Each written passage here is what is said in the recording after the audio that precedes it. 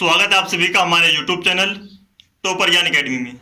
और आज हम आपको हाइट एंड डिस्टेंस की कुछ शॉर्ट ट्रिक और साथ साथ क्वेश्चन कराने वाले हैं, तो वीडियो को शुरू से लेकर आखिर तक कंप्लीट देखना। तो शुरू करते हैं हम। सबसे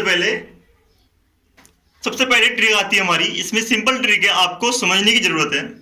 जब कभी भी इसमें फॉर्मूला या कोण कोई पूछता है, 45 का कोण दे दिया जाता है। क्या कौन सा कोण दिया जाता है? 45 डिग्री का। तो हम क्या करते हैं, सबसे पहले एक त्रिभुज बना लेते हैं। त्रिभुज बनाने के बाद उसके बाद हम देखते हैं कि जो इसका ये कोण है ये होता है हमारा 90 डिग्री का, जो कि हमारा क्या है, निश्चित है। उसके बाद हमें कोण दिया है 45 का, ठीक है, 45 का, ठीक है, 45 का कोण, तो ये भी 45 का होगा। क्लियर सी बात है, ठीक है। तो उसके बाद अगर केस दिया गया है 10 में, किस में दिया है केस? 10 में। ज्यादातर केस किस में होते हैं? 10 में होते हैं। और केस दिया है हमें 10 में, तो हम क्या करते हैं, इसे मान लेते हैं ए बी सी, ठीक है। तो हमारे ये ए बी बराबर किसके होगा? बी सी के।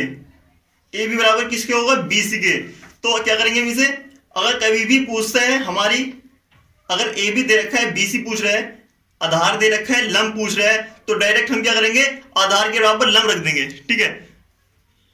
क्योंकि ये क्वेश्चन करने सबको आते हैं, क्वेश्चन करने सबको आते हैं, मगर जल्दी जल्दी में इसका ध्यान रखते हैं। और ये क्वेश्चन 1 नंबर का पक्का आता है एग्जाम में।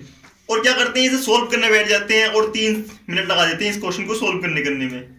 तो हमें इन 3 मिनट से बचकर 20 सेकंड के अंदर अंदर का आंसर लाना है इसका।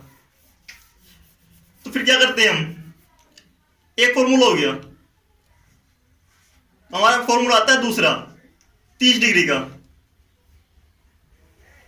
तो ले लेते हैं 30 डिग्री के लिए ए बी सी। अगर हमें कोण कितने का दे रखा है? 30 डिग्री का। तो जब हमें कोण 30 डिग्री का दे रखा है, तो दूसरा कोण कितने का होगा? 60 डिग्री का, ठीक है। तो हम देखते हैं इसकी वैल्यू 10 में, क्योंकि 10 का केस सबसे ज्यादा होता है। अगर देखते हैं 10 में, तो ये क्या होगा, इसे 1 और ये √3।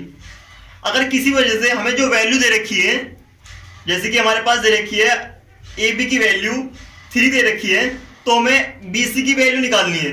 और कोण कितने हैं? 30 डिग्री। जब कोण हमारे पास 30 डिग्री है, तो हम सिंपल क्या करते हैं, हमें कुछ नहीं करना, इसे इस प्रकार लिखेंगे, √3 अनुपात 1 बराबर x।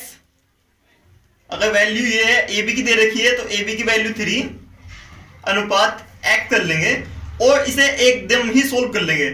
√3/1 बराबर 3/x बराबर x √3,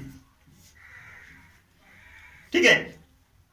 3 से √3 कट जाएगा, तो x बराबर √3। इसका आंसर आएगा हमारा एकदम से, बहुत जल्दी।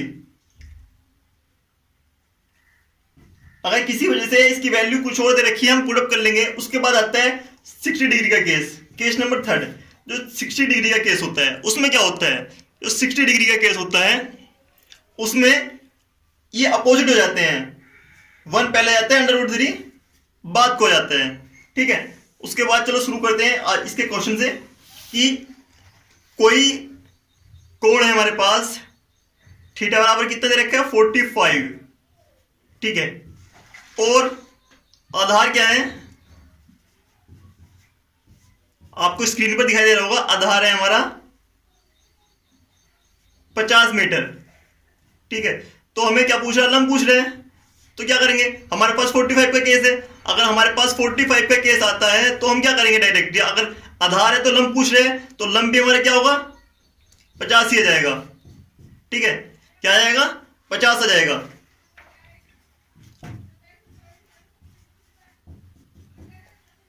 उसके बाद चलते हैं सेकंड क्वेश्चन की तरफ। सेकंड क्वेश्चन हमारा, जो हमें स्क्रीन पर दिखाई दे रहा है, एक स्तंभ की छाया की लंबाई स्तंभ की ऊंचाई से 1/√3 गुनी है, ठीक है। सूर्य का उन्नयन कोण ज्ञात करना है।